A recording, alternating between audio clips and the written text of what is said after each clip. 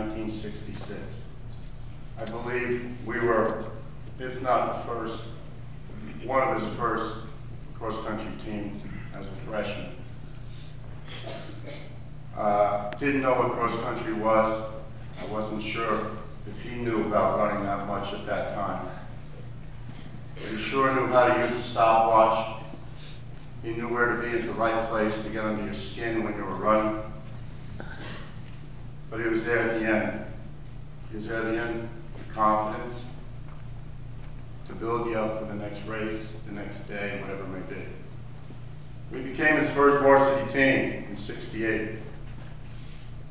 I don't think we're supposed to do a lot, but we won the league championship. I became his captain in '69. We had a good team. We were supposed to do a lot. We arrived that day in Demarest on the bus. Lou decided to get us all revved up. He read this article from a man named Steve Glory, I believe it is. Never heard of the guy before. Didn't really like the guy after that. Steve went and said that myself, another guy, weren't going to do as good this year. And the team was not going to win. Well, nobody tells us that. Nobody tells a Ram that. And that's it's a pretty horrible article to read, I thought, at 17 years old. Well, the son of a gun was right. It wasn't a good day for the Rams, for me, for the other guys. But it's a lesson that we learned. I disappeared in Demarest, and nobody could find me. Finally, Lou found me in the gym. It was dark. I was in the top tier. He says, "What are you doing?" I said, "I let everybody down." We let everybody down. He said, "No, you didn't." He said, "Come on.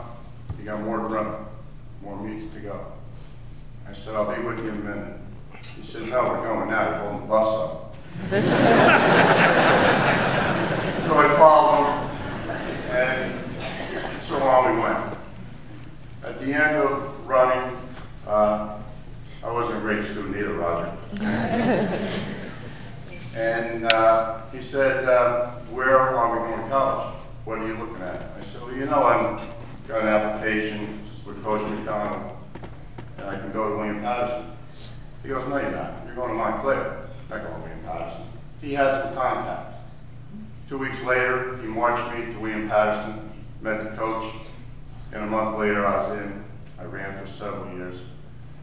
And I came back and watched the teams and talked to them, and then didn't lose contact because I stayed in Ramsey. My children grew up, and our lives came back together. I started working with the Athletic Association, and then became president for the last 3 years, working with Lou the whole time.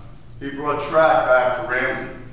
You know that cinder track that we love, nobody ran on after a while. I asked him, "How come we can't have meets?" "Well, it's insurance." It was that bad. After the track got in, he brought these meets back with his comrades over here, and it was the best thing that happened. Not just for us to open the stand, but I would sit there and watch all day and forgot what it was like to run track meets and the excitement around it and what it meant to the kids. And I worked with him, raising money. He cared about the programs. He cared about the kids. He cared about making it better for Ramsey, and he did.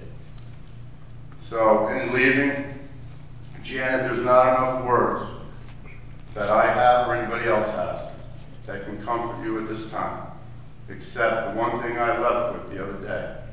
He lived life right to the end, and I hope I can do the same.